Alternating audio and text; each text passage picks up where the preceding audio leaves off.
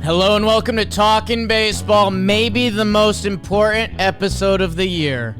The All-JM team gets announced. Let's do it. Hearts will be broken. April. And there's the All-JM Electoral College that we need to sort through. Hello and welcome to Talkin Baseball, presented to you by SeatGeek, code Talkin10. Go see something. Go see. God, get tickets for next year. Get someone tickets as a Christmas gift. Get someone tickets as a Thanksgiving gift. You're really trying to impress? Oh, hey, it's Thanksgiving. We're eating. We're chilling. Oh, I got you these tickets. Oh. Oops. Code Talkin10. Okay. SeatGeek, download the app, whether you've used the code or not. 10% off your tickets at SeatGeek. Coach Trev, out on the left coast. How we doing, big dog? I like what you said there. You know, I'm kind of on that train of like getting people random gifts for no reason, or not for no reason, but not like for a particular instance. You just do it out of the kindness of your heart. Goes a long way. I'm just saying that. That and a handwritten note. That's what my friend Javi Sanchez taught me. A handwritten note speaks volumes out there. Anyways, I'm doing great, Jake. This is one of my favorite episodes to do because, you know, I actually do believe that this All JM award is like one of the better awards that's out there. I understand it doesn't have the prestige maybe that some of the other ones do. We're working on that. Yeah. But it truly is about a full season's worth of work. And I like the fact that we document it from April all the way through September. You really see where guys went off, where guys faltered. And I think looking at the sheet, we talked about this before the show, there's going to be a few upsets. But for the most part, and this is why baseball is such a beautiful game, through 162, a lot of people separated themselves. The cream rose to the top. And, you know, that's kind of how the baseball season usually works. And I think we're going to be giving out a few silver daisies, man, which is, for those that don't know, if you're just jumping in, we give out the award, like Trev was saying, at each month. So it's always funny to look back in April and, hey, if you had the best April, you were on the squad for April.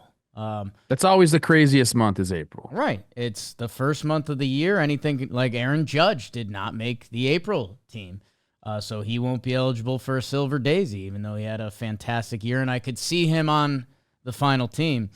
So to be the best player at your position from start to finish, farm to table, soup to nuts, I mean, that is quite the achievement. No other award does that. No, right? That's cool. This is the hardest award, I think, to win. And we have... in baseball. I think we have 6 guys up for Silver Daisies. Big Sal Perez, Juan Soto, William Contreras, Ketel Marte, Jurickson Profar, and Shohei Ohtani. So we will see if by the end of this they have earned it and they will get it. Any final words before we dive in, Trev? I don't think so, man. I think we're ready to go. Dude, we've been kind of on a heater. Off season, what? Let's just keep talking ball. That's basically what we do here. I'm glad you said that because we're about to get into the throes of the off season. That's a pretty cool phrase. I'm not sure what it really means, but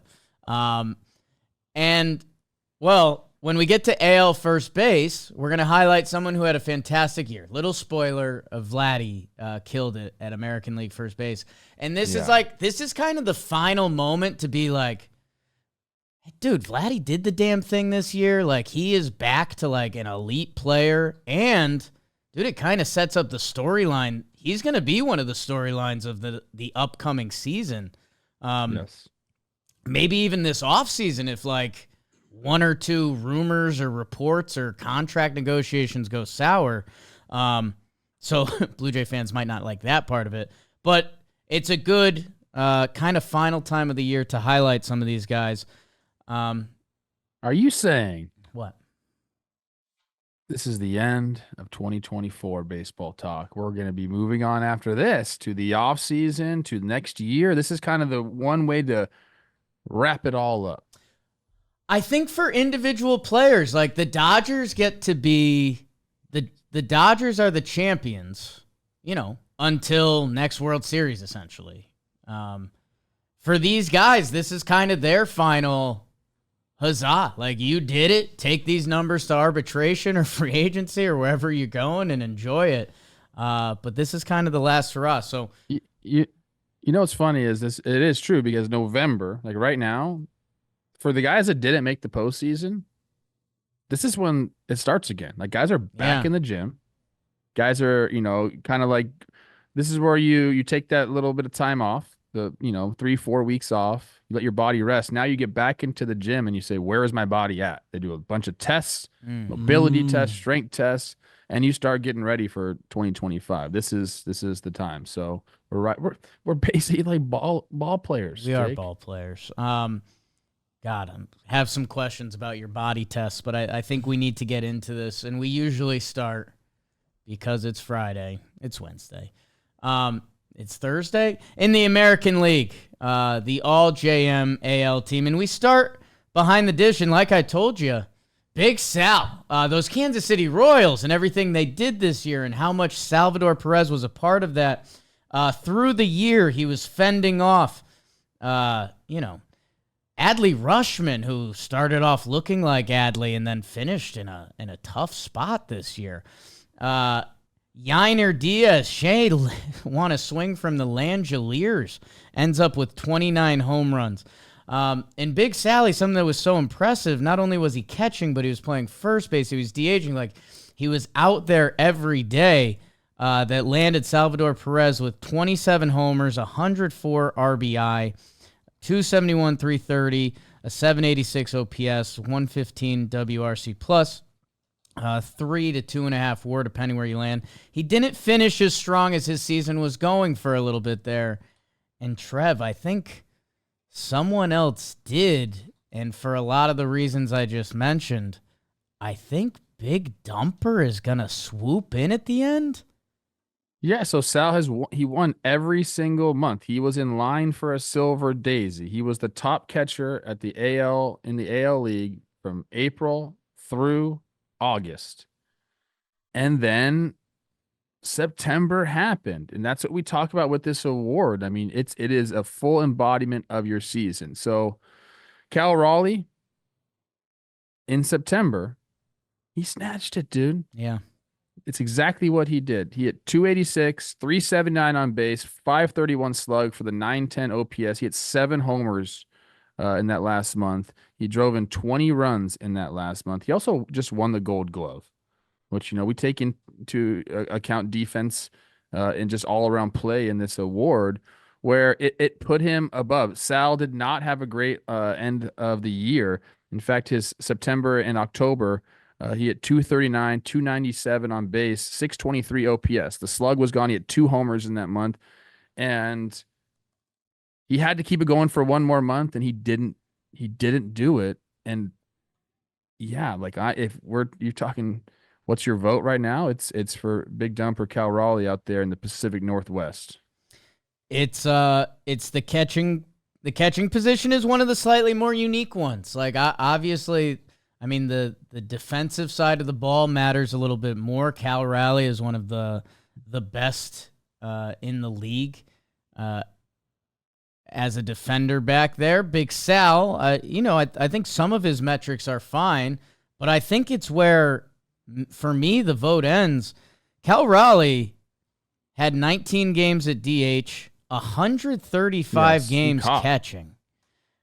Big Sal ends up getting hurt a little bit, and I do think Cal Raleigh's numbers ended up better, so this isn't everything, but I think where the case is closed for me, Sal, 91 games catching, I think 45 at first, 24 at DH. Shout out to our guy Freddie Fermin balling back there. Yeah. But I think with his final month and a half or so, I think Cal Raleigh is your all-JM AL catcher. Yes, I mean, the final number's 34 homers, 100 runs driven in. Sal at the end of the year at 27 homers, 104 innings. So it's comparable there. So he caught up with him offensively, and then the separator is defense really here. So, you look at that 220 average for Cal, but everything else was working. 5.4 Fangraphs WAR compared to Sal's 3.2. So he's got him beaten in spades there. So yeah, Cal Raleigh snaps, baby. You stole it. You stole a silver daisy away from our guy Sal. He doesn't get the silver daisy. Yes. He blocks Sal from getting Sal from getting it. Yes. He gets. He just gets. We have to have a name for the end of season. The most important pedal. I mean, the All JM team. The final pedal. The final All JM team. Should be its own color. I don't know. We've never made the necklace. We should.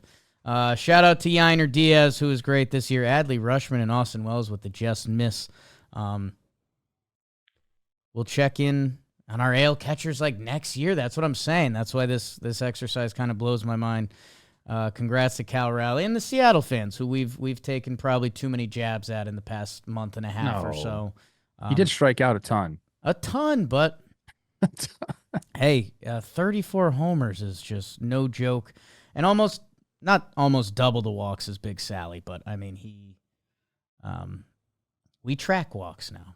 You see this right here? I see that little light coming in on your shoulder. I'm just like getting touched by an angel. What's going on over here? I think so. If you see that on the YouTube, make sure you guys are subscribed. All that stuff helps out. We appreciate it. Trev, I kind of ruined AL first base because as much as we love our guy Pasquatch, who ends up missing a chunk down the stretch, Carlos Santana, how's that Gold Glove and a 114 WRC plus? 30, your best friend, basically, we found out over the past couple weeks. We hung out a lot during this year. We talked a lot about his days. His mom, he always shouts out his mom because the Dodgers made him a catcher, and he didn't want to catch. And his mom said, "You're going to do what they say." He said, "Okay, Mom." Yes, Mom. Josh Naylor, 31 home runs, 108 RBIs. From the big fella. All of these pale in comparison to Vlad Guerrero Jr., who hit 323, a 396 on base, 544 slug, a 940 OPS, 30 home runs. Man, Big Vladdy, I remember talking earlier this year, and I should go through and the American League. Naylor had it the first 2 months this year. Yes. It was Naylor, and then Vladdy took over. And he turns 26 next March. That's crazy. He has 21 and a half career WAR, and it just feels like before this season, it was like, man, Vladdy's 2021 is kind of an outlier, huh? Like we're not sure. It's okay to say it was. Statistically, it was. There's some peripherals that were supporting him and saying that was, maybe he got a little bit unlucky. Maybe, the launch angle wasn't there. He's hitting too many balls in the ground. I get that. But the results were the results. And he just told us to shove it. Yeah. It's great. I love that. He, how's your second half? 376, 450 on base, a 1.127 from Vladdy. Reminder, still 25. It's going to be a lot of interesting conversations coming up with Vladdy in the next few months or year or so. Until then, he has established himself and has an argument for like the best first baseman in baseball now. After what he did this year, yes, 100%. That guy's gonna make a lot of money. He's so young. Can we call him Big Dumper? He's big. Okay. Congrats. Hey. Vladdy Jr. His dad played ball. I don't know if you know that. Congrats to Vladdy. An amazing season. And man, if you like what Vladdy did on the field, you might watch me Trev, Jomboy, Joe's McFly, Nikki Cass, in Blitzball Battle 5 on our JM Warehouse channel. Check out this sneak peek. Blitzball Battle 5 getting y'all set for game number 2 between Forgotten Rotten and Del Caribe. This is a fascinating matchup, right? You've got a 2-time former champion, Trevor Plouffe. Then he's got Shelfie. And Del Caribe, we know all about Lou Dab. He can get it done. The question is, can Joe's throw any strikes? That is the number one question. We know what we're going to get from Lou. Trevor's going to tell us what we're going to get from Trevor throughout the whole game. It's about the other guys. So what do you think? And Shelfie's background, he's played in the Blitzball World Series 3 different times. He feels really confident. My prediction here is going to be Forgotten Rotten. I'm not even thinking about this one. It's tough for me to go against Trevor Plouffe. I think they're going to win. Also, Trev needed somewhere to put his chain. So you stole it? This is my baby gift from Trev. Not on the registry, but I accept. Okay, so you two made your prediction. I'm going with Forgotten Rotten. Yeah. Del Caribe they didn't win a game in Blitzball Battle 4. You're in my heart, guys. Yeah, they've never beaten Forgotten Rotten in anything. But you'll have to tune in and see for yourself later today. Blitzball Battle 5. All right. Again, that was the Warehouse Games channel. Go check it out. And go check out the AL second base position. Because, Trev, this one, at least there's a conversation. And it was a Texas two-step. Jose Altuve in April. Marcus Semien, Altuve. And, man, it's down to those two. Brandon Lau threw a Hail Mary at the end to get involved, but he's going to be short on games and overall production. Gleyber Torres somehow ended up in the fight, although you could argue his hitting and defense and base running weren't pluses. Where this gets interesting, it's the old tale as old as time. You want some offensive juice? You want the defensive juice with a little bit of offense? We kind of had landed on the side of the offensive juice matters just a little more after watching Andres Jimenez play defense this postseason. My God, it makes me question a lot. But I'd love to hear your thoughts on it. Is there enough to change you? It truly is that. Although I don't think the counting stats are too dissimilar. You know, Marcus Semien clearly here is the better defensive player at this point in their careers, and Jose Altuve did have a fine offensive season. He put up and he won 4 out of the 5 months of the year. So he had 4 out of 5 pedals during the year. 790 OPS for Jose Altuve, 699 for Marcus Semien. The difference is Marcus Semien might win a platinum glove. 19 outs above average. It's the best in baseball. He gets the job done on that side of the ball. So he also runs the bases very well. So he's a well-rounded player.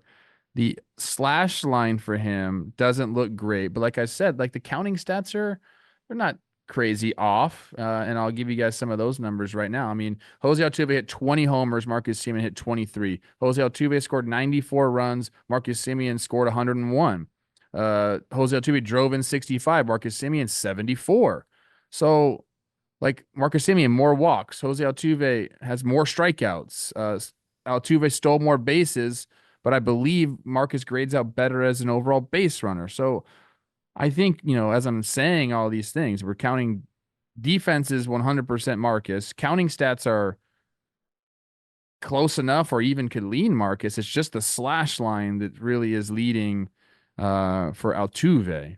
The OPS is there, but WAR, you know, every other thing I just mentioned is kind of all Marcus. So I think I'm leaning Marcus Semien here at the end of the year. For instance, Baseball Savant, Jose Altuve, 29th percentile in base running. Marcus Semien was in like the high 80s.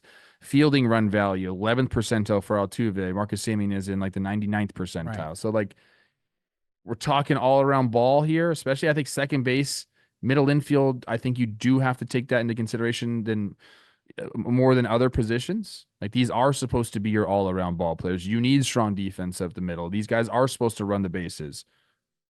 I think I'm leaning Semien here. I'm curious to hear your take. Okay. Yeah, it's tough for me, and the only thing I'd jump in on, you know, you said potential platinum glove.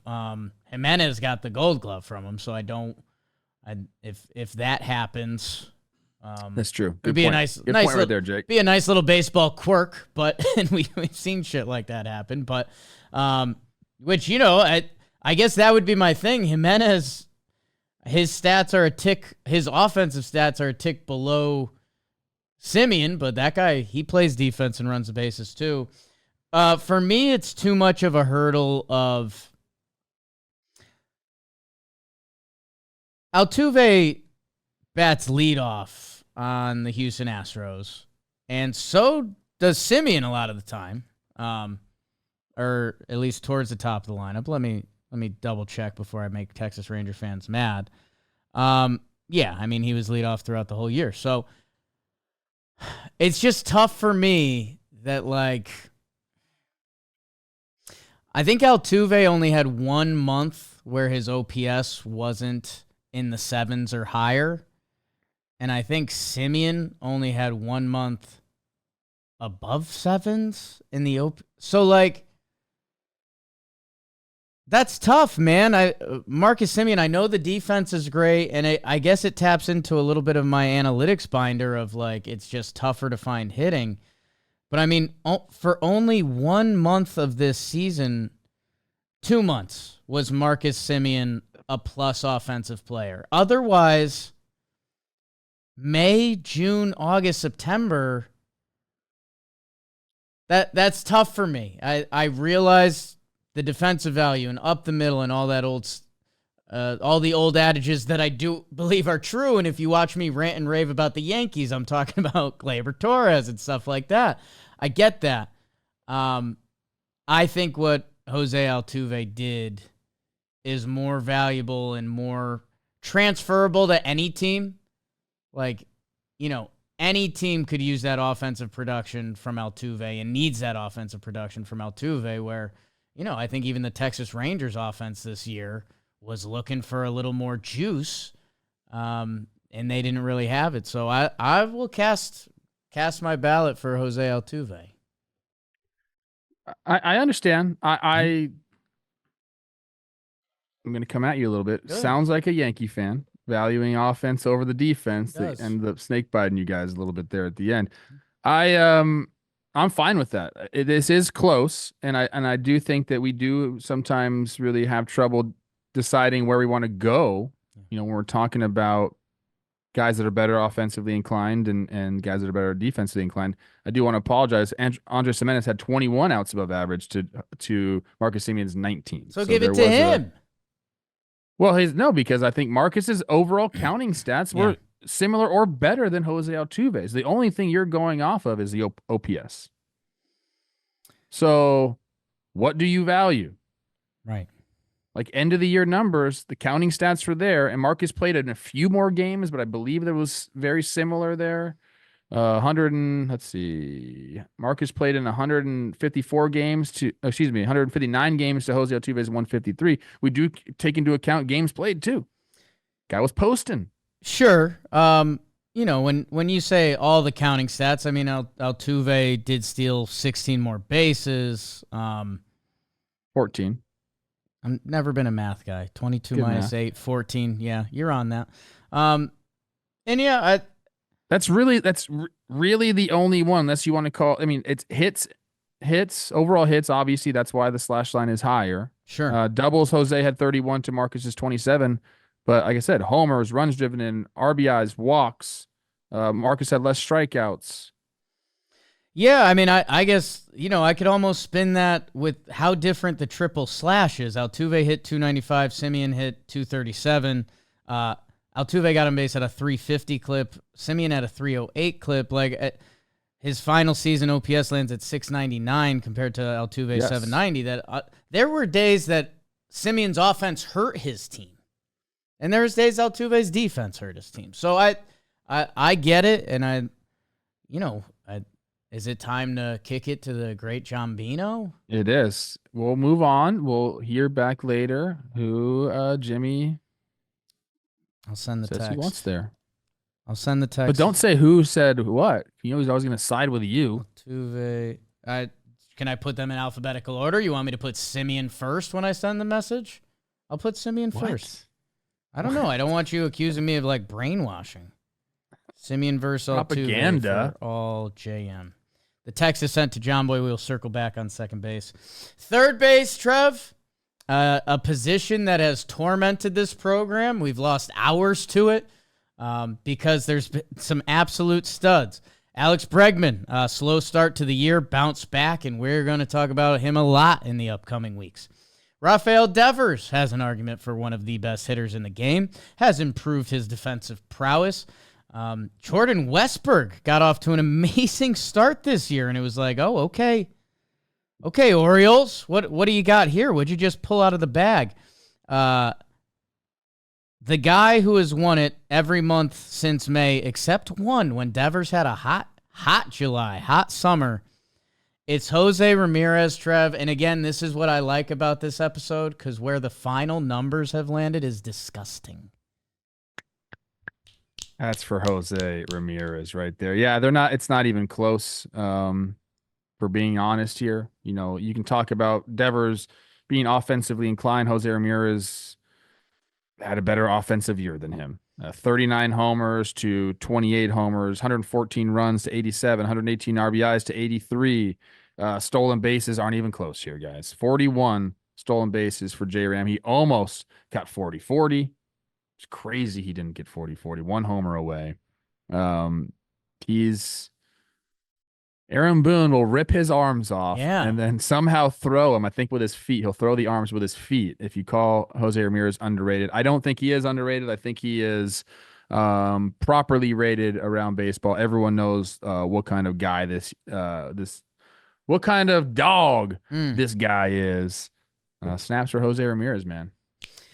Yeah, and usually we've done this a lot, and normally Devers usually has like a little more pop, or the hitting stats are just a little bit ahead. The hitting stats again are close with some of the stats, but Jose Ramirez also stole 41 bags this year. I love that Jose just popped him by 1,000th of a decimal. 872 OPS to 871. Not sure if that's 1,000th of a decimal. Yeah, that's impressive if that's true, because I don't know how to say that. I think it's true. You go tenths, hundreds, and thousands. Why not? Metric system is sometimes good. Is that the metric system? Not sure either. Trev, no politics today. Congrats to Jose Ramirez winning the All-JM third base spot.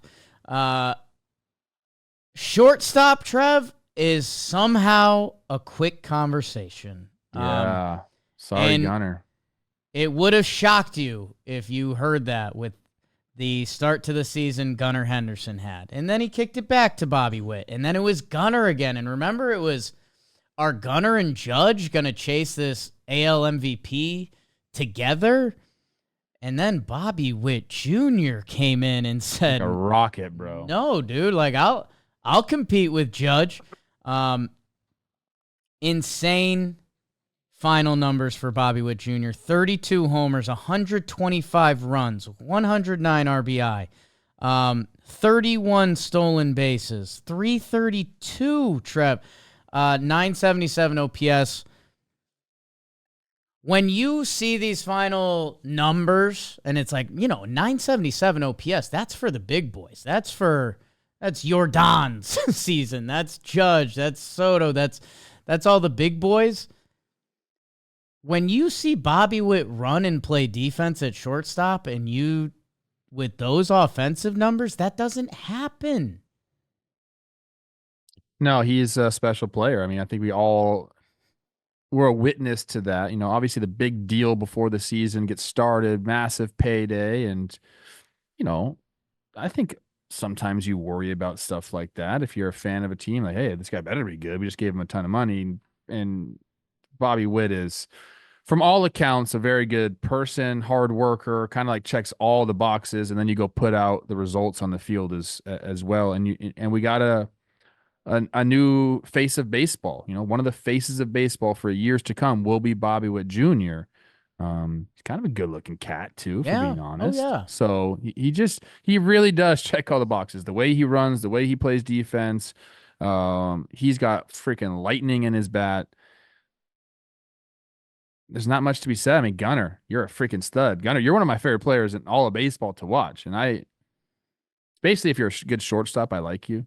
Right. Essentially, that's like kind of my type. Everyone has their type, dude. I don't Sure. know what your type is. Sure. I like hot shortstops. Yeah. Sue me. I think I'm like in the majority there. If you don't like hot shortstops, what are you doing? Yeah. But Gunnar, great season. But Bobby just came out to play. Sure did. And Connor, man, 37 homers out of the shortstop position, 118 runs, 21 swipes of his own. I know we don't think of him that way. I think we'll be seeing him in the fan vote. Yeah, well, he will be in the fan vote. I can announce that. And hey, quick shout out, Corey Seager somehow hit 30 tanks this year, 123 games. And Zach Neto ends up on our final sheet here, 23 ding-dongs, 30 steals. He's a good player, man. Slick with the glove. That's another part I like about this episode, that Zach Neto deserves one more shout out for what he did this year in Anaheim. Congrats. Shout out Carlos Correa. Shout out Brian Rocchio. Love watching him play. Get the bat going, big guy. All right. Congrats. Bobby Witt Jr. Let's head in to the American League Outfield. And it's brought to you by Skims. Hey now. You guys know. Yeah, how about that? How about that? Your friend in the neighborhood there, Kim, hit us up. Hey, I saw her on Halloween. I did. Hey. You guys know I very much value what I wear on my downstairs. You do. Have to.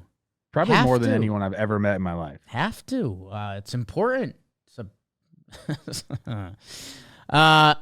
Skims underwear.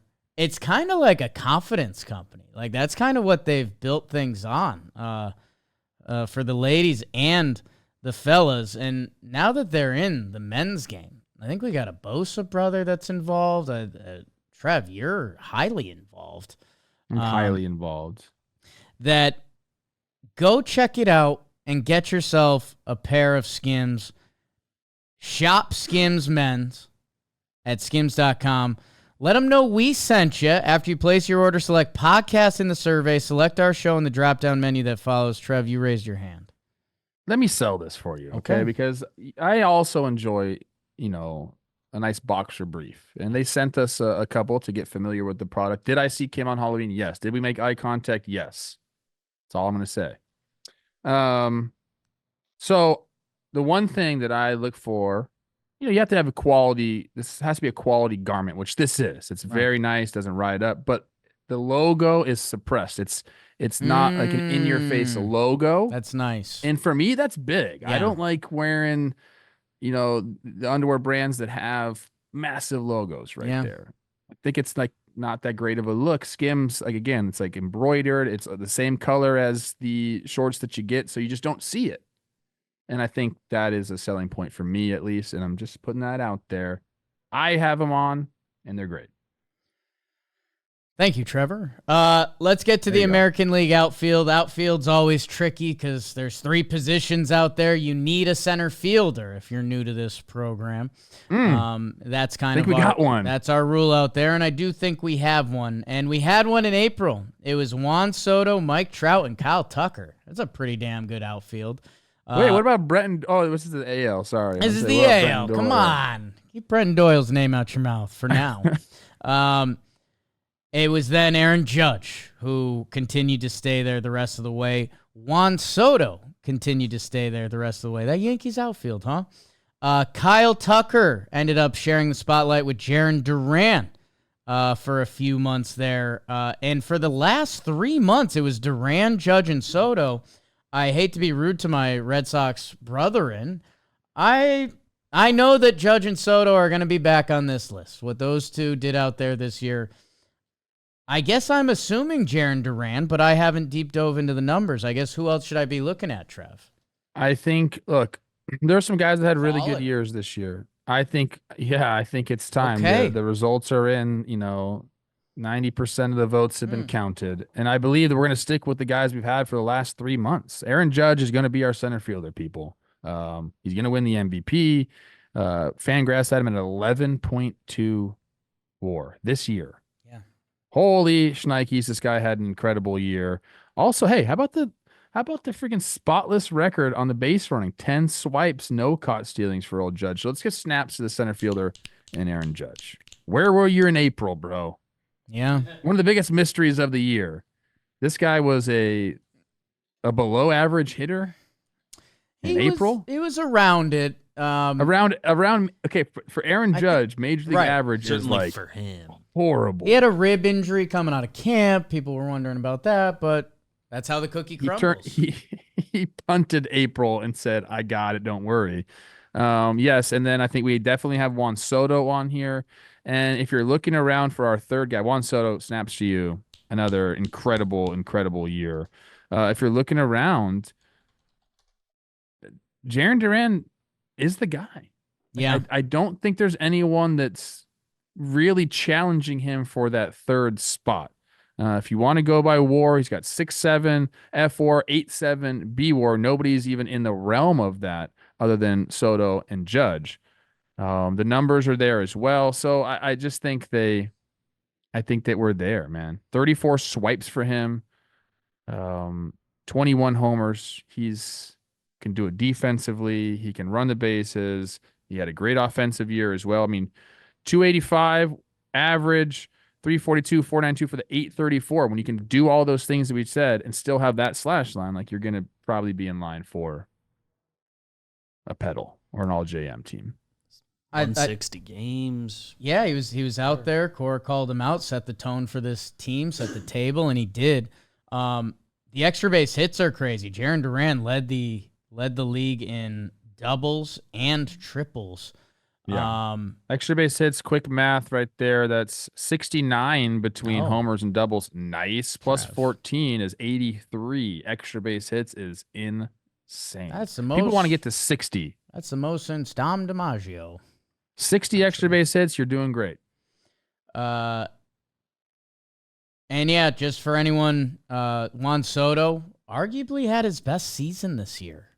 Set his home run career high, and yeah, you could Yankee Stadium him, but his power's kind of naturally to left center, which doesn't help him there. It's just a reminder, he's also still young, and he's about to get $600 million.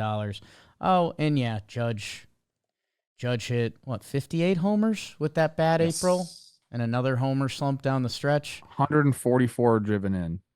That's like, when I think of 144 runs driven, I think of Andres Galarraga. Ooh, the big cat. Yeah. Hey, congrats to the AL outfielders and Juan Soto, the full daisy heading into free agency. We got to tell your guy Boris. Silver Daisy, this first Silver Daisy that we've given out today. It's very hard to get him. I don't know how many in the history of the show we've given out. I think it's probably only 6. It's tight. It's limited. It's tight. It's very hard to do that. Juan Soto gets it. I think we could shout out some other AL outfielders. Yeah. I mean, how about the two guys in Oakland? Excuse me. Not in Oakland anymore, just the A's. Thank you. JJ Bleday and Lawrence Butler. Elbutt came on huge in the second half. Crushed it. His overall numbers turned out really well. Riley Green. Hey, Detroit, you got a good one there. He's a stud. Julio came on, ended up having a decent year, but these guys, and then Anthony Santander, obviously, with the 40 homers, 44, excuse me. Great years, but there can only be 3. Yeah, not sure if you mentioned my guy Riley Green in Detroit. He had an incredible year. I specifically mentioned. Okay, I thought you did. I just want to double check. And yeah, honestly, the only one that stands out, like Santander, 44 homers, but defensively and some of the other, like his on base landed at 308 this year. Like Soto's at 419. Would have been very interesting to see if Stephen Kwan got the full season. Remember, some of the things he was doing early on this year, and he just does every year are very special. So, congrats to the AL outfielder. The ALDH has been a 2-pony race. This is an interesting one. Man, this one has had us ripped up all year because Yordan, right? It's Yordan Alvarez. Well, hello, Brent Rooker with your Sacramento A's. Do we not say the Sacramento? No, it's just officially A's. the A's. The A's. Yeah. The A's. This year they were Oakland. That's normal. And Brent Rooker, your MLB sideline reporter, Brent Rooker? What's that action about? Yeah, I don't know sure. what's up with that. Sexy leave Brent it to Rooker. me. Go hit homers. Let me. Yordan Alvarez, Brent Rooker, Yordan Alvarez, Brent Rooker, Yordan Alvarez. And that's who it's between. Our guy Big G gets an honorable mention. Trev, I'll let you cook, man, because this is tight. It surely is. The numbers are very close. 164 weighted runs created plus for Brent. 168 for Yordan. B-War has Brent above at 5.6 to Alvarez's 5.4. F-War has Alvarez at 5.3 and Brent at 5.1. What I'm trying to say is, people, not a lot separating these two. Alvarez has the higher OPS at 959. Brent Rooker, no slouch, at 927. Now, the Ks, Brent Rooker Ks a lot, and Yordan Ks a lot less than he does. 177 strikeouts for Brent, 95 for Yordan. Yordan also has a better walk percentage. I think that's kind of what it comes down to for me. The numbers are very similar. The counting stats will lean Brent for the most part. 39 homers to Yordan's 35, 112 runs driven in to Yordan's 86. Now, some of those, RBIs are circumstantial, so we like to encapsulate everything here, people. I think what it comes down to for me, Jake, and I love Brent Rooker, and he's I'm happy he's had the success for a Minnesota Twin. Who would you rather have up in a big spot? I think that's almost a no-brainer question, which, it's kind of crazy because the numbers end up similar, but I think if you asked 10 people that, I think 10 of them would say Yordan Alvarez. It's true. I don't know if that's the end-all, be-all for me, but I'm just saying that's kind of where my head is going. We've seen him hit a winning World Series home run. Like, we've seen Yordan in the postseason in the past, feels like a decade now, where Brent Rooker is clearly newer on the scene that, not in a rude way to us, but how many clutch Brent Rooker at bats have we watched, or has he been in position in that that it feels a little tough? Because, I mean, dude, in that spectrum, like, I take Yordan against almost anybody. Like, no offense to young Bobby Witt, I'm taking Yordan Alvarez in a big at bat. There's maybe one other guy, two other guys. You probably maybe take Juan Soto. Maybe I think I would take Yordan over Aaron Judge. I was just gonna say, I was like, hey, socials, don't clip this. I think at bat, clip it. I think it's Yordan over Judge. So that it's a tough Okay, exercise. let's play that game just a little bit. Okay, Yordan. I think we've gotten down to two people, Yordan and Juan Soto. I think those are the two guys in a big at bat that you want. Yeah, I mean, I think you end up taking Juan Soto in that at bat, but I don't think it's crazy to say Yordan either. Yeah, I mean, it becomes a convoluted conversation just because, I feel like, should Freddie Freeman be in an argument like that? He's in the argument. I'm looking at the strikeout. Oh, Juan Soto strikes out more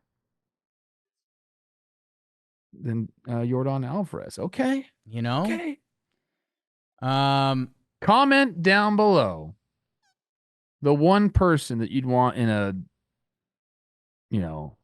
game deciding at bat. I'm curious to see what the people have to say about that. Trev, I feel just a little dirty doing this. I think even without that, which I don't know if is fair for this exercise or not, it's the tricky part of all JM. I think I would cast my vote for Yordan. The walks, not only does he 16 intentional walks, like, does that mean something to me? Like, kind of. Like, when it matters, we're not even bothering with that cat. Brent had 4 of those. The strikeouts is a really interesting argument. And, hey, how about this? Look what happened to the Yankees in the World Series. I think strikeouts are going to start to fade again. Like, I think it's already happening a little bit, but especially what we saw in the 5th inning of that World Series, giving yourself a chance is a lot better than not giving yourself a chance. Put that on my tombstone. I'm going to cast my vote for Jordan, and I feel dirty to Uncle Brent. I was hoping you were going to say Brent. I could say Jordan. We could give it to the old Jombino. I thought about that, and I felt kind of dirty doing it, I'll be honest. Yeah. This one really is tough. It really is tough. And do we discount the 53 games that Jordan played in the outfield? Does he get a knock for that? Because usually we do that for other positions, but I feel like DH is a little bit different. Right. Where you don't get penalized if you just don't DH all the time. This is DH is so unique. Able to, but... yeah. And I'm assuming Jordan gets knocked a little bit because he's not a great defender out there. So maybe the WAR numbers would be better if he was strictly a DH. But then you get points knocked off if you're only a DH. So there's a lot of things going on here. All that to say that I too am going to vote for Jordan Alvarez just because of what I said. Look, DH, what do? What's that called? Designated hitter, bro. And if you're the guy that I want up in that situation, I think you have to go. The numbers are similar enough where I think that is the way that I'm going to decide between the two. So shout out, Brent. Hell of a year. You're earning yourself a lot of money. Happy for you because you don't have a lot of happiness playing in West Sacramento. No. But Jordan, you get it. Congrats to Jordan Alvarez. Sorry, Brent, although I feel like he'll be in the van boat. And I sent the text to Jimmy just to make him stir a little bit. Oh, I like that. Did we get another return for the second baseman? Not yet. So kind of need that. Rooker will enter the fan vote because he was incredible. Who else enters the fan vote? It's Gunnar. Right now, Gunnar, Rooker are the two obvious ones, right? Gunnar, Rooker. I mean, Trev, do you want to throw in? Yeah, let me look at this. Real quick. Do you want to throw in Riley Green? Like I don't. You see my mind jump to as a potential toss in. I don't know if anyone fits in with those guys. I'm looking. Possibly we could do a Bragg or a Devers, but. I think Devers has gotten into that group before, not against it. I don't know. Yeah, we got to have at least one more. Okay. Let's put Riley Green in there. Done. Get involved, Tigers fans. Get involved. Speaking of, Trev, we've always struggled with the pitchers, and we are, it's a tasty episode. We are deep in it. Are we dragging? That wagon you're dragging. I'll let you cook if you want, but I think Tarek Skubal is going to get our pitchers award. It's a runaway for me there. And if we look at what happened throughout the year, Tanner Houck came out absolutely firing, won the first 2 months. Then Seth Lugo out of nowhere came and took it. Not out of nowhere, had a great year in June. And then after that, it's just been our guy, Tarek. He's ran away with it. He'll be the Cy Young winner. Triple Crown winner, if I remember correctly, because we are far past the season now. 192 innings pitched. You gotta love that. But he's just kind of the guy. I mean, there was a lot of pitchers, had some good years this year, but I think Tarek is just a little bit above everyone else in that category. And Trev, maybe like Scubal's gonna win the Cy Young. We're still interested to see if Clase finishes second. So like that's he ended up just being a little better than Burns and Gilbert. Had a 2.39 on the year, 18 wins, and if you're, I think another thing that separates him for me was the amount of pressure that he had, right, as being like the only starter besides my guy Cater, in that Tigers rotation, and if he blew up a start, that ruined everything that they were doing beyond that day. So he had to go 7 innings. And I'm going to look at his game log right now. I'm very curious. He's going to win the award, but now I'm curious. Yeah. And Lugo, Gilbert, Burns, they had the same amount of quality starts. These guys were fantastic. But yeah, Skubal was just a little bit better. A little bit better. Okay. Trev? Okay. He went 6. I mean, just from July on, he went 6 or more innings in 1, 2, 3, 4, 5, 6, 7, 8, 9, 10, 11, 12. 12 of 15 starts. Needed. Yeah. They won a playoff series this year. Congrats, Tarek Skubal. Let's head over to the National League, Trev. This is, I'm a sneaky NL guy.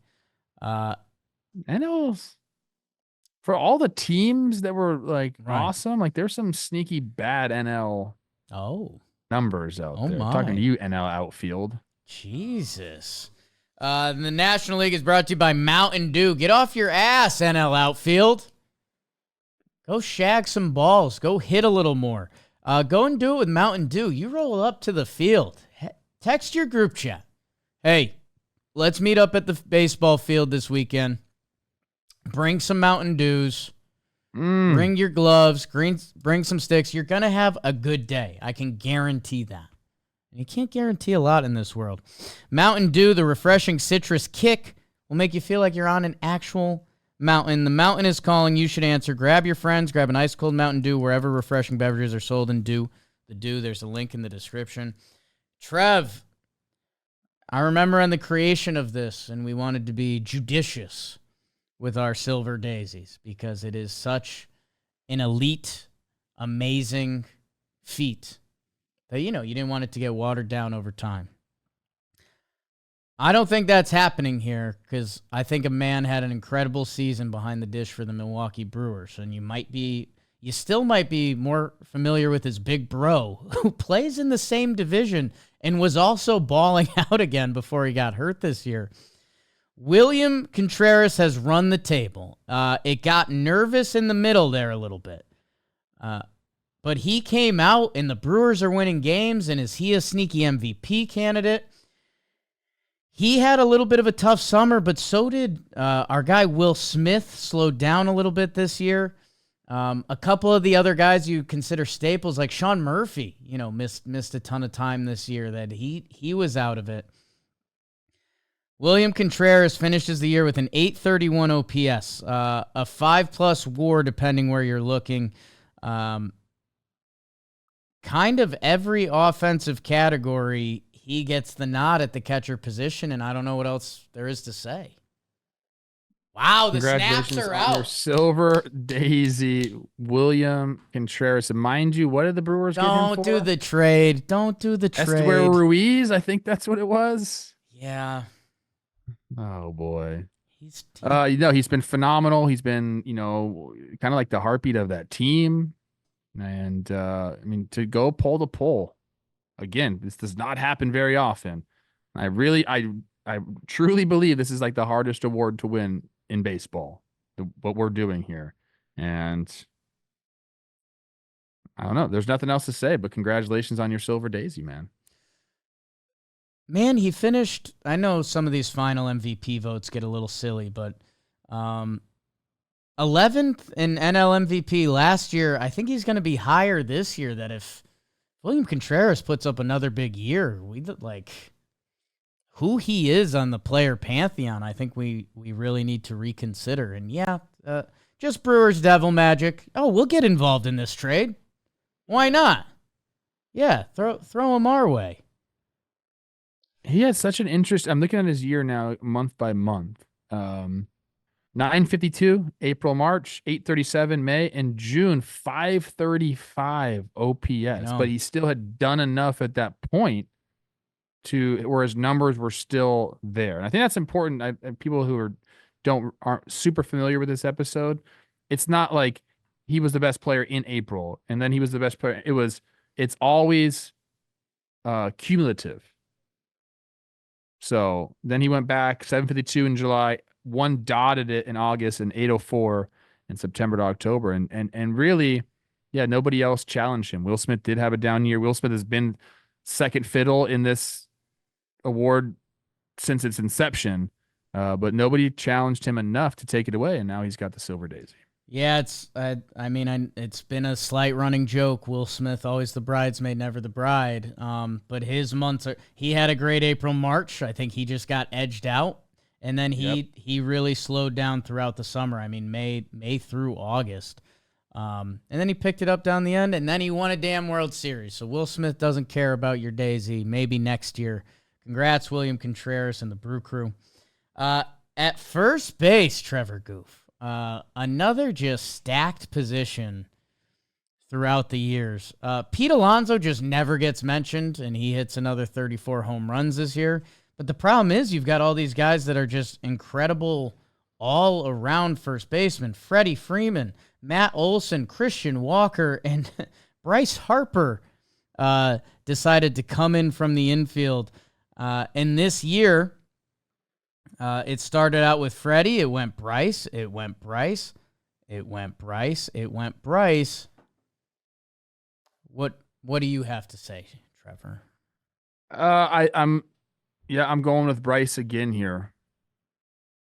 Him and Freddie had comparable years, but Bryce has just edged him out a little bit in most of the categories. 42 doubles for Bryce, 35 for Freddie, 30 homers for Bryce, 22 for Freddie, 85 runs for Bryce, 81 for Freddie. RBIs, Freddie has him by 2, 89 runs driven into 87. It's the slash lines are similar. Bryce has him beat. Freddie, is an on-base percentage guy. 378 for Freddie, 373 for Bryce, but the slug leans heavily in Bryce's favor at 525 to 476. So the end OPS for Bryce, 898, for Freddie, 854. The WAR numbers supported as well. I think Bryce is just had a better overall year. He did.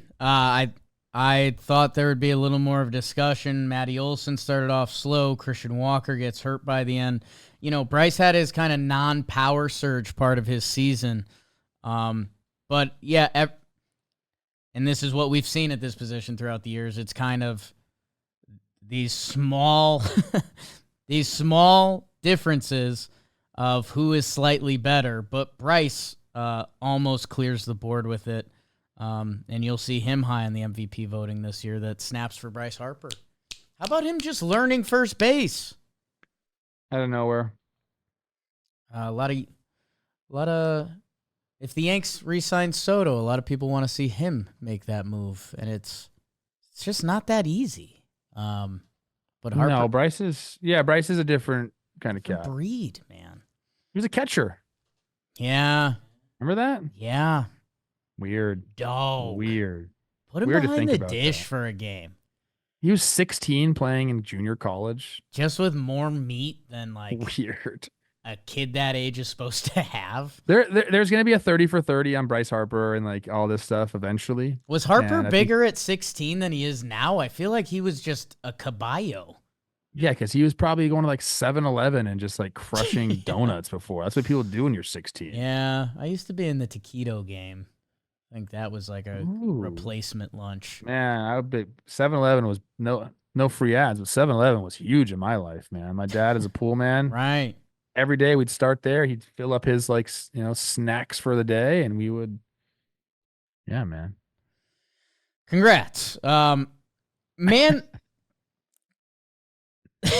National League second base. We are on Silver Daisy watch again, and maybe this is the other guy that maybe Aaron Boone would do is, hey, I'm gonna rip my arms off if I hear someone say this guy is underrated. I think he's properly rated. He's probably just not promoted enough. Ketel Marte put up another amazing season this year and has run the table. And Trev, it's because offensively and defensively, although I think he gets outgunned defensively by a few of these guys, Ketel Marte put up a massive season. At 932 OPS, 292 batting average, 36 home runs. Next on this list is Luis Garcia Jr. with 18. We've got Nico Horner and Jonathan India. And Trev, unless you're seeing something different, these are different weight classes. The only knock on Cattell was 136 games played. You know, some of these other guys had 151. Beavers, if you can pull up that Savant page for Cattell and put it on the screen. Oh, yeah? Is he like that? It's kind of like the electoral map. It's kind of how there's a lot of red turned out. It is a lot. I mean, this is one of the better baseball Savant pages you're going to see. Yo, yeah. Yeah. That's dark red. That's rural red. That's rural. That's red. rural. Didn't know he was in the 43rd percentile for sprint speed. Is that, I feel like I have him in my mind as like a decent base runner, which he grades out well. But below average sprint speed is interesting. Was he nursing something? There you go. 2016, he was the man. Yeah, I mean, hey, he slowed down a little bit. Ketel Marte is 31 now. And Trev, I think, dude, a 155 OPS plus. Hey, man, 31.2 career WAR. Like, this guy has had an amazing career. He's on a pretty team-friendly contract, $16 million the next couple years. We play for rings in the desert. Congrats to Ketel Marte, one of the best players in baseball. Like Silver Daisy. They had the best offense this year. They were a Mets loss from being in the dance. Like, God, insane. We've given out 3 Silver Daisies for those counting. It's been Juan Soto, William Contreras, and Ketel Marte. Hey, honestly, let's go, my Latino brothers. Let's go. For what the guys did this year, I've got no qualms with that. At National League third base, Trev, something that's close to you for many reasons. We came out this year. I skipped shortstop, and that's fine. I'll come back to it. AlecBohm.com. He was balling. He was, for a while, the most kind of consistent player on the Phillies, although Harper, I guess, fully kicked into gear. But the other NL third basemen were figuring out their thing until your guy, Matty Chapman, came on the scene, and he took it over. Manny Machado's final numbers look a hell of a lot like Manny Machado as he was overcoming his early elbow injury to start the season. Eugenio Suarez from the top rope, and his incredible second half got him on the sheet. Mark Vientos hive. I think there will be a lot more talk about it next year. But where Matt Chapman landed offensively, and obviously what he does with the glove, I think it's no contest. Yeah, he kind of ran away with it there as being an all-around player. Some of the offensive stats, you can go to Mark Vientos. Alec Bohm did win it for the first 4 months before finally getting supplanted by Chappie there in August. But yeah, I think with a lot of these guys, if you're looking at Bohm, Chapman, Machado, and Eugenio Suarez, all their OPSs are within 10 points of each other. So, you kind of negate that, and then you go where the defense lies, and that's Matty Chapman right there. And Mark Vientos, for all that he did and how good he was, and he'll be a fixture on this show for the foreseeable future, in my opinion. 111 games just wasn't enough for him, and that's not his fault. Mets, what is you doing, baby? You had this guy this entire time. Just let the kid play. It's pretty obvious when you watch him and the at-bats that he was taking this year that he was your guy. I don't think he can really even enter the conversation because of the lack of games. Yes. So if we're picking between those other 4 guys, I think it's Chapman in a landslide. And he did.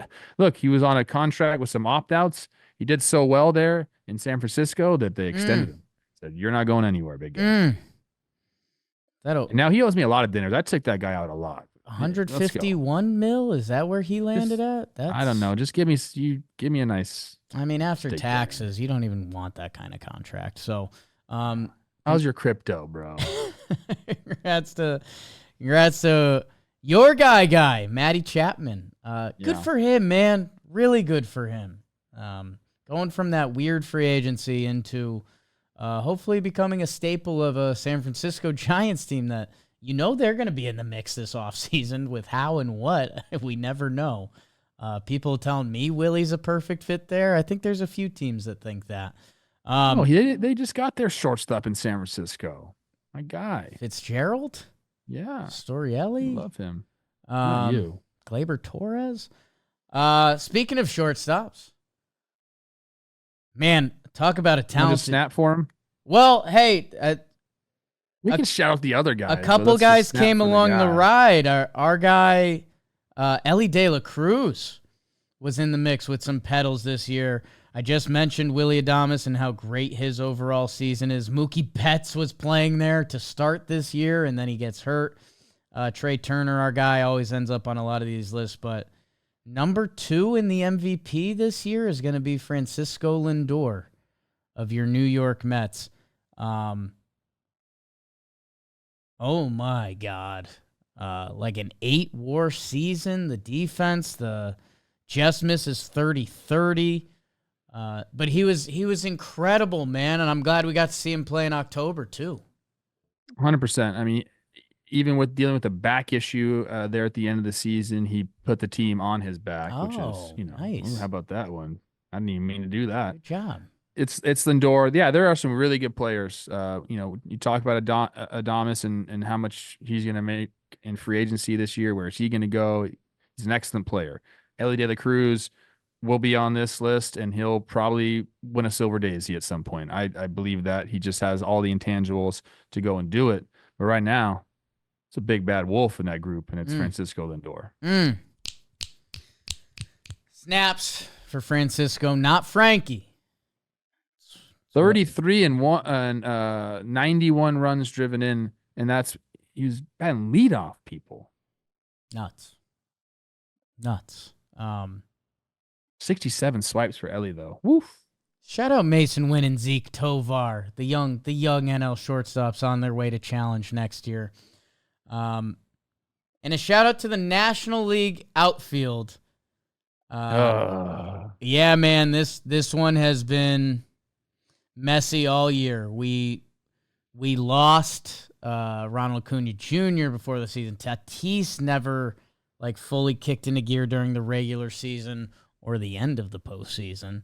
While meanwhile, a couple of his teammates, Jurickson Profar, has done it the whole way, Trev. Mm-hmm. And this is, I don't want to say question mark, but is making us question things because the season he put together has been incredible. He's been a part of the outfield the whole way. Brenton Doyle had center field. Jazz Chisholm, who ended up being the Yankees' third baseman, was in center field. Jackson Merrill. We've seen Brandon Nimmo on this list. Brian Reynolds. The last month coming into this was Doyle, Merrill, and Profar. I think we have a center fielder. I think so too. So let's go with center fielder. I'm casting my vote for Jackson Merrill, who had an incredible rookie campaign. Seems to be, one of these guys. I'd assume San Diego's looking to extend him before it gets out of hand. He's a dog, and he showed no signs of slowing down. Once he got that confidence, he was just the guy. So snaps. I think Jackson Merrill in center field makes a lot of sense. Has the highest WAR of all these players, and okay, all right, Rook. So you landed at 292. Were you slapping it around the yard? He had a 500 slug. Yeah. He had the same slug as Teoscar Hernandez. Yeah. Jackson Merrill. I'm 24 homers, 90 runs driven in. He also swiped 16 bags. Dude, the way he plays and goes and tracks. Just learned center field this year, people. He is awesome. Jackson Merrill. Welcome to the club. I'm going to the Savant page to see the grading. Okay.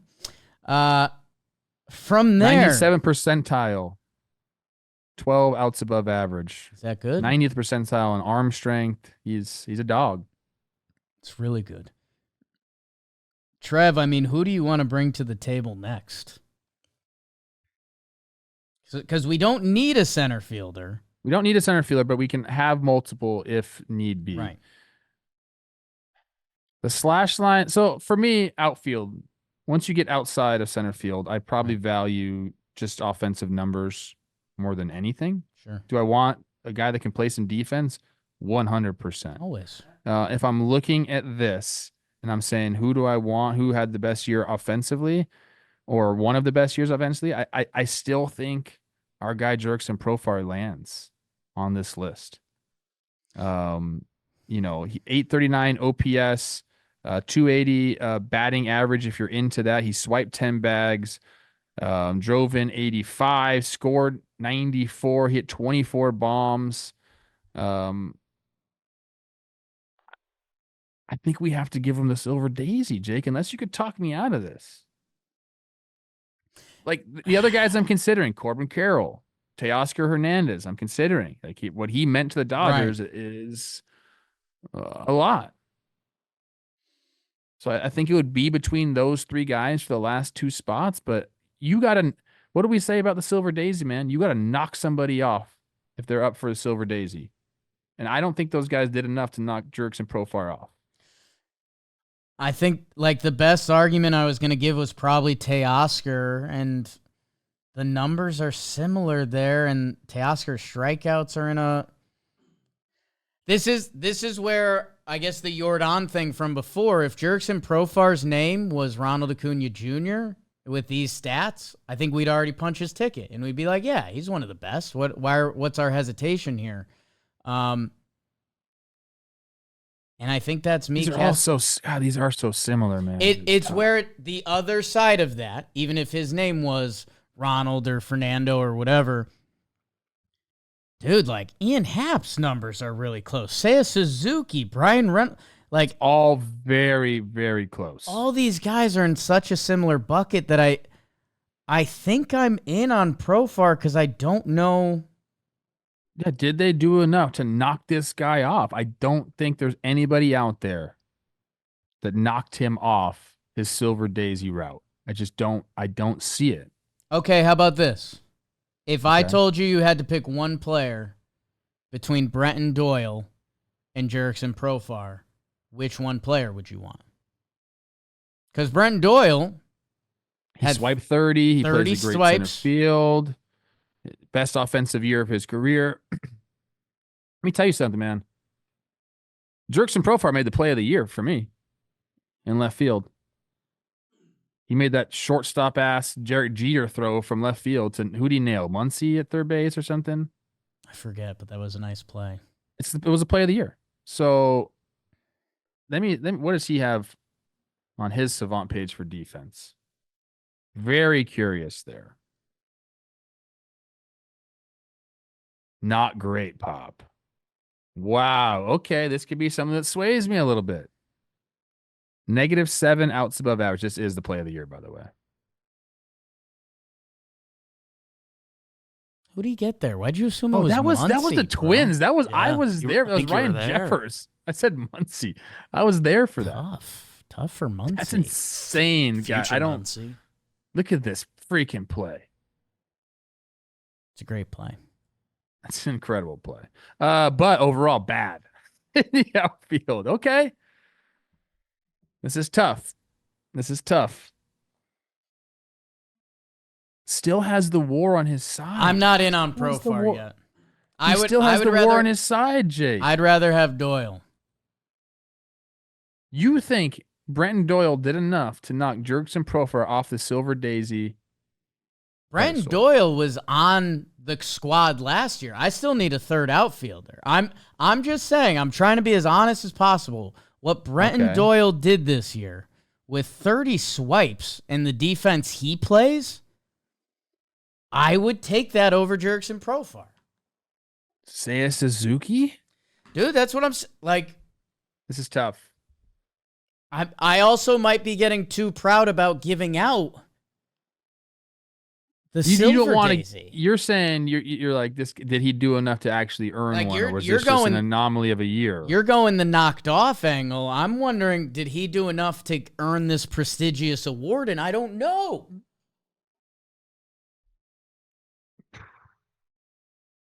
Ian Happ just won the Gold Glove. 3rd time in a row. What the freak, Ian? Yeah. He's so good. He's so good. So with the lights good. off. You know it. You know it. Okay. I don't know, man. I don't know how we do this. Should we do a fan vote? Should we, or do we just got to sack up and pick a few names here, Pop? Are you out on Doyle?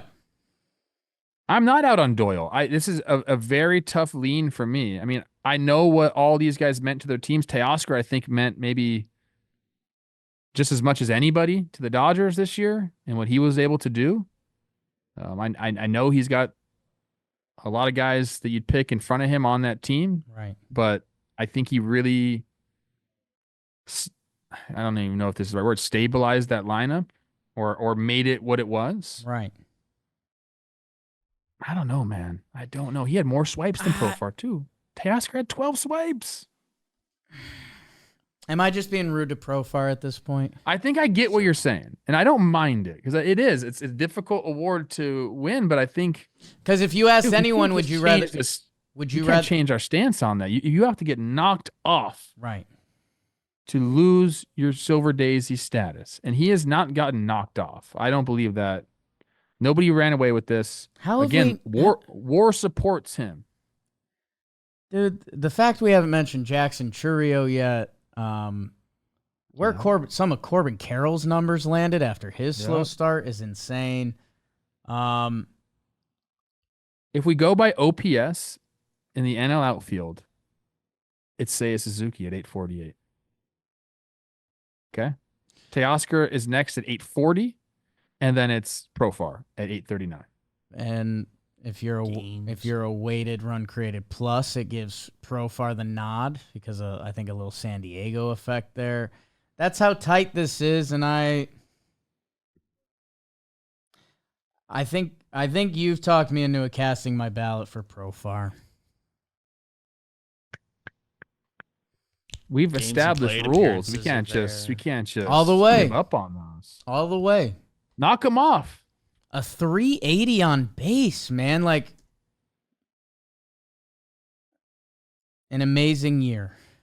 We put this graphic out, and it always goes nuts. I think people are going to be interested to see. This is probably going to be the most contentious part of this episode, and we still have to pick another outfielder, bro. Do you have a last vote? I'm cast for Doyle.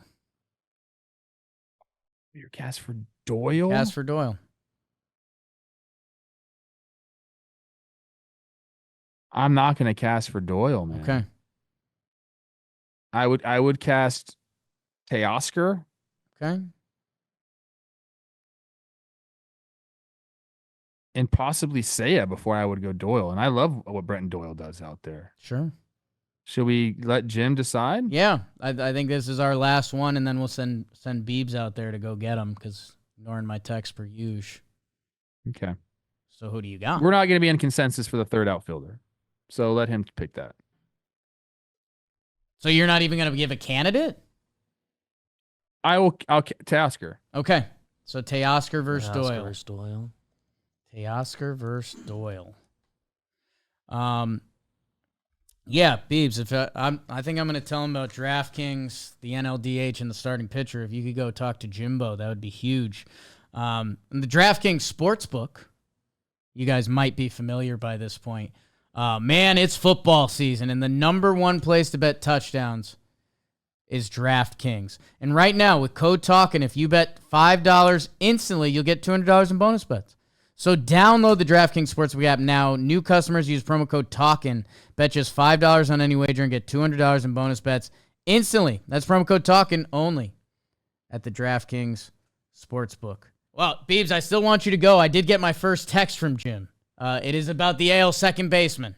Oh, boy. Jimmy O'Brien texted active-go stores. And then he said LOL. And he goes, Altuve, go Stros. So Jose Altuve. Congratulations. Your American League over? Second baseman. Simeon. Okay. Fine with that. Beebs, if you still want to poke him, because we'll be wrapping this up in a second. DH. National League DH, unfortunately.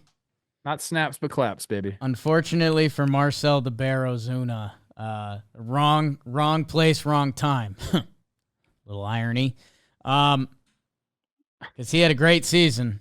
He balled out. He had a 925 OPS, almost 5 WAR from a DH. Jock Peterson was incredible. Jock Peterson with a 900. He's gonna land somewhere and hit again. Kyle Schwarber hit 38 dongs.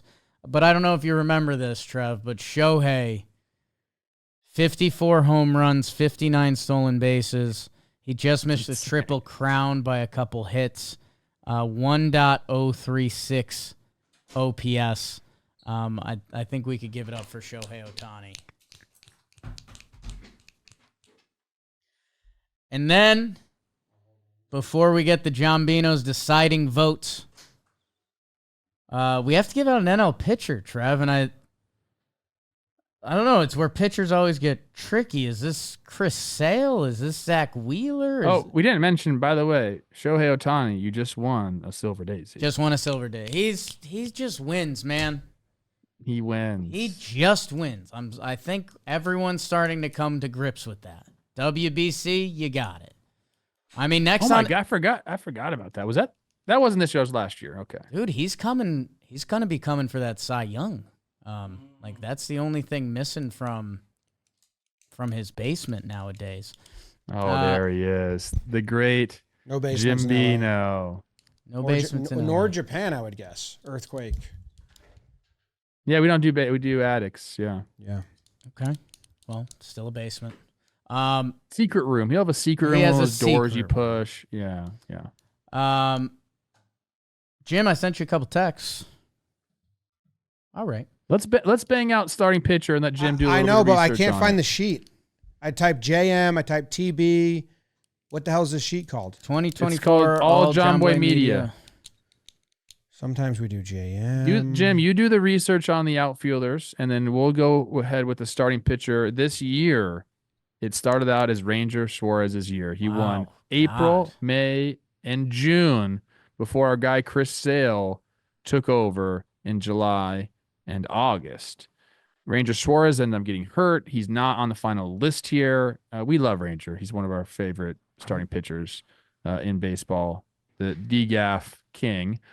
I think, is this closer than I want to think it is? No, it's not. There's two very clear Cy Young winners this year in Tarek Skubal and this guy. I think I'm going to snap for Chris Sale, and I think you're probably going to do the same thing. I'm with you on Sale. It's Zach Wheeler. Every year, he's kind of the pitcher like Will Smith at this point that, man, like this, how close is this guy to like 3 Cy Youngs? Gosh, you're so right. Let me look at this. Like the quality starts is really interesting. The innings is 26 out of 32 quality starts. 3 more innings than Sale. He had less hits than Sale. He did give up more runs. Right. And more homers. I think that's where Chris Sale really did well this year. Only 9 home runs given up on the year. Sheesh. 29 starts, 9 homers given up. That'll help you out a lot. Sale has been K percentage and walk percentage.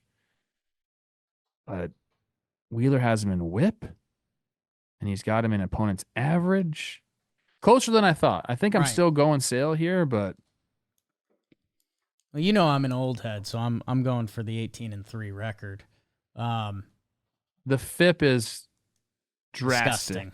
Disgusting. 209 for Sale, 313 for Zach. Obviously a great year for him there as well, but that's the pitcher's favorite stat right there. It's the pitcher stat. Congrats to the Condor. Looking back on that, my God, they just traded for him, extended him. Yeah. Here's your Cy Young. Missed the playoffs. They trade for him. It was Vaughn Grisham and being willing to take the money. And they extended him. Extended off of the money. What are we doing, Such guys? Such Braves, funny business. Okay, so who should be up for the fan vote? Ozuna, I think, has to be in there. He had a massive year. Is it Well, I guess whoever we don't get to Freddie? the final outfield spot. Those I think put guys Freddie are in too there. hodgepodgey. I think it's Freddie. Yeah, no, it's Freddie for sure. Let me look. Freddie, Marcel, and then Ellie de la Cruz. Ellie. Oh, yeah. Yeah. Ellie's been around it. 67 steals for Ellie. I don't think we said that before. My God. Okay, so we like that for the fan vote. Jemima, if you need a couple minutes, we can do that for you. My laptop may die because finding power seems to be impossible. Altuve is my vote. I don't understand why that is, why I was needed on that one. I took Marcus Semien. The defense was Second base. so much better. Yeah, that's what I'm saying. Second base defense means a lot. Defense means a lot in today's game. Ask the Dodgers. It does, but that's a position where I'd rather trade. I'd trade offense, shortstop, center field, catcher. I'd value that way more. The offensive numbers aren't close. I put them in the counting stats are, I believe. The slash line, no. But I put second baseman defense in the same category as catcher, shortstop, center field. You do? I do. Watching Andres Gimenez and Rocchio play together is really fun. I do value that. It's a good benefit. Like it can change your whole dynamic, but you still, like, I wouldn't put a guy at second base if he can't hit. Like, it's not you can be their defense first player. Sure. Defense. I think if you look at the counting stats with Semien, was kind of my argument. He kind of had Altuve in most of them. Yeah, just Homers, the day in, day out numbers Altuve has a lot. Like, he probably, if I did my nothing game stat, I'd be interested. It's just hits. That's the biggest difference between Jose Altuve and Marcus Semien this year was hits. 14 swipes. Yeah, steals, extra base hits. I think extra base hits were dead on. Or Semien had them in extra base hits. 50 to 51, so yeah. you can apologize now if you'd like. It's one more for Altuve. No. I see that. I just think the slash line is so 52 to 51 Semien. These damn electoral votes. 27. Oh, I apologize. I didn't look at triples. Yeah. No, I'm a warehouse player. We don't have no triples. apologies. I apologize. What's the outfielders? It's Jordan versus Rooker for the DH, which has been a comedy show. How close it's been, and we've kicked it to you a couple times. No. We didn't do that. We were aligned on DH. Oh, oh, my bad. You wanted that one? No, we weren't. Please make a decision. And then NL outfielder Teoscar Doyle, or if you want to throw out kind of anyone, we're open because it got ugly. Jackson Merrill is in the club, and so is Jurickson Profar. Okay. I'd go Jordan for DH. We did too. We both said Jordan, yeah. Okay, and now I got to go to the NL outfield. Jackson Merrill and Jurickson Profar are in the club. We gave you Teoscar or Brenton to choose, but if you want to go elsewhere, we're open. It doesn't need to be a center fielder? No. We're open to secret third option at this point because it's wide open. If you have a third option, and we want this episode to run believe 4 in. hours, so take your time. Wait, so who's in already? Jackson Merrill and Merrill Jurickson has center, Profar. Profar's Right, the just other one outfield person at spot. a time I need because there's a lot of info coming at me. Merrill and who? Jurickson Profar. Okay. So I won't look at them. So Merrill covers center, so you're fine there. Yeah. I like Teoscar. Pretty big into him. Strikes out a lot. Doesn't walk a lot. I don't like that. Doyle's center field defense, but this isn't the center field spot. Yeah, I mean, if you're going to But corner that outfielders, I'm matter. going to look at the slugging. It's like the first place my eyes are going to. If you're in a corner outfield spot, I want you to pop some homers. Best outfielder. Well, Merrill's got center, right? Right, but it doesn't. It doesn't have to be a center fielder, but Brenton Doyle should get some credit for being a very good center fielder. Disagree. If Merrill's the best center fielder, then Doyle's out, and you're judging everyone else equally. Yeah, as outfielders. Yeah, so I don't care about defensive. So it shouldn't have to be corner outfielder. It's just outfielder. Oh, well, Doyle's not cracking anything at all if Merrill's in center. Okay. Yeah, because his numbers aren't. It's Teoscar. Thank you, Jim. Well, We Pop. aligned together, Teoscar. baby. Me and you. Yeah. Congratulations, Teoscar, Jerks, and Profar, who won a Silver Daisy, James. Because our point has always been you got to knock. He was in line for a Silver Daisy, and although the statistics at the end of the year were similar, you got to knock somebody off. Yeah. That's been our precedent. He had a great year. And nobody did it. Where everyone's just shocked at it. So we actually gave away 4, I believe, this year. Damn. Who else?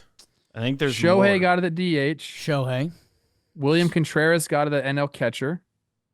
Juan Soto. Juan Soto got it in the outfield. And Ketel Marte. So 5. And if Gunnar wins the fan vote, 4 of them were fan votes, but What's the fan vote? Fan vote instead of util. 'Cause, some Oh, struggles with that on this program, so we open it up to Nice. the people. That's who we are. Save a guy. give him a say. That's who we are. Anything else, boys? I think that's it. Judge, Soto, and What's the question? Like who got the, The last final one? outfield? yeah, AL outfield. Duran. Jaron Duran. Nice. Yeah. Yeah, he deserved it. Did Got everything. McDonald's with him this year. People forget right after the All-Star Game MVP. Trev, your performance in Blitzball Battle Game 2. Not even on the field. I'm just talking about as a character and persona. This was one of my favorite displays of Trevor, the humbled heel. Thank you. Yeah, I'm really searching for my voice. It's I hilarious. think I found it. It's really good. Well, that was maybe the longest All JM episode of all time. There was a That's bathroom just break in there. That. Or Yuck and Ball. We love the Yuck Ball. Thanks, everyone. Subscribe. Back We got to take it seriously. It's the hardest award to win. next Monday. Chris Rose. Watch out. Yeah. It's going to be a fun one. Talking Jolly's in on it baseball today. Jolly. Where are these free agents gonna sign?